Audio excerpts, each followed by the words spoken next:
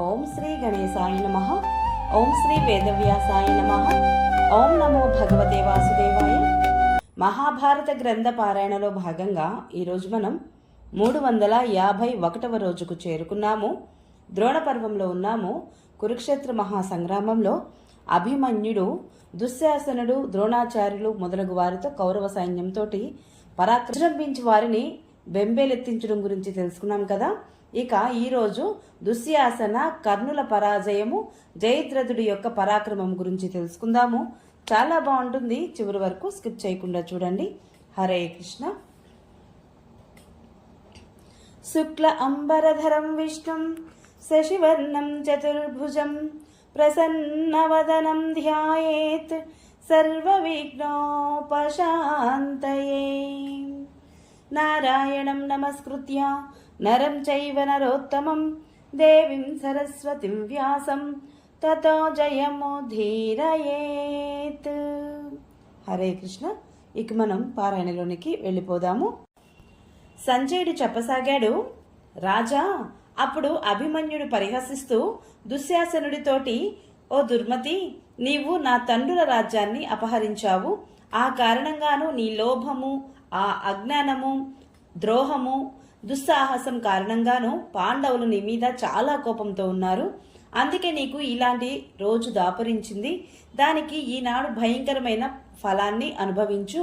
కుపిత అయిన తల్లి ద్రౌపది యొక్క బదులు తీర్చుకోవాలనుకునే భీమసేనుడి యొక్క కోరిక తీర్చి నేను ఈ రోజు వారి రుణాన్ని తీర్చుకుంటాను. నీవు యుద్ధరంగా నుండి పారిపోకుండా ఉంటే ఈనాడు నా చేతుల నుండి ప్రాణాలతో బయటపడలేవు.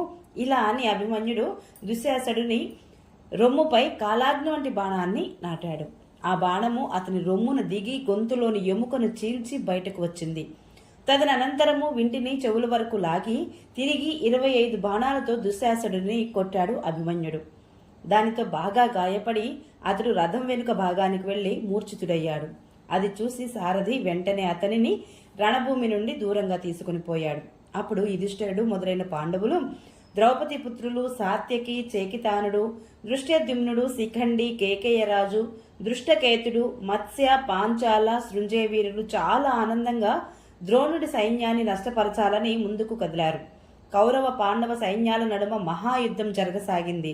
ఇటు కర్ణుడు మహాకుపితుడై అభిమన్యుడిపై వాడి బాణాలను వర్షిస్తూ ఉన్నాడు. అతనిని ధిక్కరించి అతని అనుచరులను కూడా బాణాలతో గుచ్చాడు అభిమన్యుడు. అభిమన్యుడు కూడా వెంటనే అతనిని 73 బాణాలతో తూట్లు పొడిచాడు. అప్పుడు అతని గమనాన్ని ఎవరూ అడ్డుకోలేకపోయారు. తరువాత కర్ణుడు తన ఉత్తమ అస్త్ర విద్యా కౌశలాన్ని ప్రదర్శిస్తూ అభిమన్యుడిని 100 బాణాలతో తూట్లు పొడిచాడు. అభిమన్యుడు బాధపడినా అధైర్యపడలేదు. అతడు వాడి బాణాలతో మహావీరుల విండ్లను తుంచి కర్ణుడిని కూడా బాగా గాయపరిచాడు. ఆ వెంటనే అతని ఛత్రము, ధ్వజము, సారథి, గుర్రాలు అన్నింటినీ కూడా హేళగా త్రుంచివేశాడు అభిమన్యుడు. కర్ణుడు కూడా చాలా బాణాలు వేశాడు. కానీ అభిమన్యుడు ఏ మాత్రం చలించకుండా అన్నింటినీ సహించాడు. క్షణకాలంలో ఒకే బాణంతో కర్ణుడి వింటిని, ధ్వజాన్ని కూడా ఖండించి వేశాడు. కర్ణుడు ఆపదలో చిక్కుకుపోవడం చూసి అతని చిన్న తమ్ముడు సుదృఢుడు విల్లు ఎక్కుపెట్టి అభిమన్యుడిని ఎదిరించడానికి వచ్చాడు.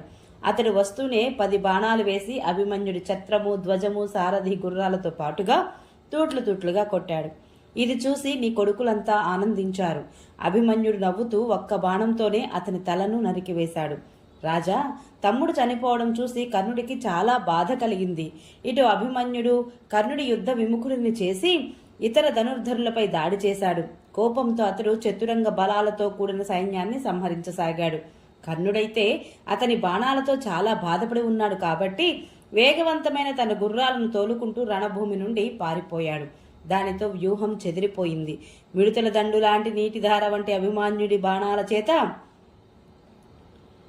ఆకాశమంతా కప్పబడిపోవడం వలన ఏమీ తెలియరావడం లేదు. సింధురాజు, జయద్రథుడు తప్ప వేరే ఎవరు కూడా అక్కడ నిలవలేకపోయారు. అభిమన్యుడు బాణాలతో సైన్యాన్ని దగ్ధం చేస్తూ వ్యూహంలో కలయ తిరుగుతున్నాడు. రథాలు, ఏనుగులు, గుర్రాలు, మనుషులు చనిపోతున్నారు. తలలు లేని మొండములు రణభూమి అంతటా పడి ఉన్నాయి. అభిమన్యుని బాణాల దాటికి కౌరవ సైన్యం నుజ్జునుజ్జయింది. ప్రాణాలు దక్కించుకోవడానికి పరుగులు తీయసాగింది. ఆ సమయంలో తమకు ఎదురుగా ఉన్న తమ సైన్యంలోని వారినే దెబ్బతీసి ముందుకు సాగిపోతున్నారు. అభిమన్యుడు వారిని తరిమి కొడుతున్నాడు. వ్యూహ మధ్యంలో అభిమన్యుడు గడ్డివాము మీద మండుతున్న అగ్నిలా ఉన్నాడు. ధృతరాష్ట్రుడప్పుడు సంజయ అభిమన్యుడు వ్యూహంలో ప్రవేశించినప్పుడు అతనితో పాటు యుధిష్ఠిరుని సైన్యంలోనికి ఇతర వీరులు ఎవరైనా వెళ్లారా లేదా అని అడిగాడు.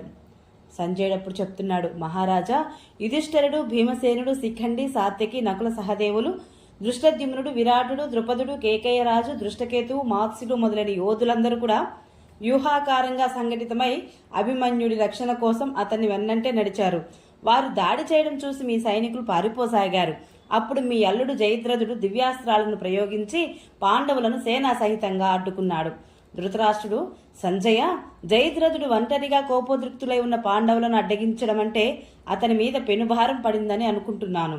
ఆహా, పాండవులను అడ్డగించగలగడానికి అతడు ఏమి తపస్సు చేశాడో అన్నాడు. సంజయుడు చెప్తున్నాడప్పుడు, జయద్రథుడు అరణ్యంలో ద్రౌపదిని అపహరించినప్పుడు భీమసేనుడి చేతిలో పరాభవం పొందాడు. ఆ అవమాన దుఃఖంతో అతడు శంకరుడిని ఆరాధిస్తూ కఠోర తపస్సు చేశాడు. భక్తవత్సలుడైన శంకరుడు అతనిపై దయతలిచి స్వప్నంలో సాక్షాత్కరించి, జయద్రథ, నాకు నీపై అనుగ్రహం కలిగింది, కావలసిన వరం కోరుకో అన్నాడు. అతడు ప్రణమిల్లి, నేను ఒక్కడినే పాండవులందరినీ యుద్ధంలో జయించాలి అని అడిగాడు. భగవానుడు అప్పుడు, సౌమ్యుడా, నీవు అర్జునుడిని తప్ప మిగిలిన 4 పాండవులను జయించగలుగుతావు అన్నాడు. మంచిది, అలాగే కానివ్వండి అంటుండగానే అతనికి నిద్రాభంగమైంది. ఈ వరదానం వల్లను దివ్యాస్త్ర బలం చేతను జయద్రథుడు ఒంటరిగానే అయినా పాండవులను ముందుకు కదలనీయలేదు. అతని అల్లెత్రాటి ధ్వని వినిపిస్తూనే శత్రువీరులలో భయం వ్యాపించింది. మీ సైనికులలో గొప్ప సంతోషం వెళ్లి విరిసింది. ఆ సమయంలో భారమంతా జయద్రథునిపై పడడం చూసి మీ క్షత్రియ వీరులందరూ కోలాహలంగా యుధిష్ఠిరుడి సేనపై విరుచుకుపడ్డారు. అభిమన్యుడు చెదరగొట్టిన వ్యూహ భాగాన్ని జయద్రథుడు మళ్లీ యోధులతో నింపాడు. ఆపై అతడు సాత్యకికి 3 బాణాలతో, భీమసేనుడిని 8 బాణాలతో, దృష్టద్యుమ్నుడిని 60, విరాటుడిని 10 బాణాలతో కొట్టాడు. ఇలాగే ద్రుపదుని 5, శిఖండిని 7, కేకేయ రాజకుమారులను 25, ద్రౌపది పుత్రులను ఒక్కొక్కరిని 3 యుధిష్ఠిరుడు 70 బాణాలతో కొట్టాడు. ఆ వెంటనే ఇతర యోధులను కూడా పెద్ద బాణవర్షంతో వెనుకడుగు వేయించాడు. అతడు చేసిన ఈ పని అద్భుతంగా ఉంది. అతడు యుధిష్ఠిరుడు హేళగా జయద్రథుడి ధనస్సును ఒక వాడి బాణంతో విరక్కొట్టాడు. జయద్రథుడు రెప్పపాటు కాలంలో ఇంకొక ధనస్సును అందుకొని యుధిష్ఠిరుడిని 10 బాణాలతో, ఇతర యోధులను 3 చొప్పున బాణాలతో తూట్లు పొడిచాడు. అతని చేతి వేగం చూసి భీమసేనుడు 3 బాణాలతో అతని వింటి ధ్వజాన్ని, ఛత్రాన్ని విరిచేశాడు. జయద్రథుడు తిరిగి ఇంకొక విల్లు అందుకున్నాడు. దానికి నారి బీగించి భీముడి ధనస్సును, ధ్వజాన్ని, గుర్రాలను కూడా సంహరించాడు. గుర్రాలు చనిపోవడంతో భీముడు రథం నుండి దూకి సాత్యకి రథం ఎక్కాడు.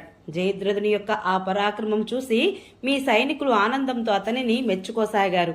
ఇంతలో ఉత్తర దిశలో యుద్ధం చేస్తున్న గజ సైన్యాన్ని సంహరించి అభిమన్యుడు పాండవులకు దారి చూపాడు. కానీ జయద్రథుడు దానిని కూడా అటకాయించాడు. మత్స్య, పాంచాల, కేకేయ, పాండవ వీరులు ఎంతో ప్రయత్నించారు. కానీ జయద్రథుడిని తప్పించలేకపోయారు. మీ శత్రుపక్షంలోని వీరులు ద్రోణుడి సైన్యాన్ని ఎవరు ఛేదించాలని ప్రయత్నించినా వారందరినీ కూడా జయద్రథుడు వరదాన ప్రభావం చేత నిలువరించసాగాడు. ఓం నమో భగవతే వాసుదేవాయ. ఈరోజు పారాయణ ఇంతటితో సమాప్తము. రేపు మనము అభిమన్యుడు కౌరవ సేనలోని ప్రముఖ వీరులను సంహరించడం గురించి తెలుసుకుందాము. ఈ వీడియో మీకు నచ్చినట్లయితే please subscribe my channel, like, share, comment please. Thank you.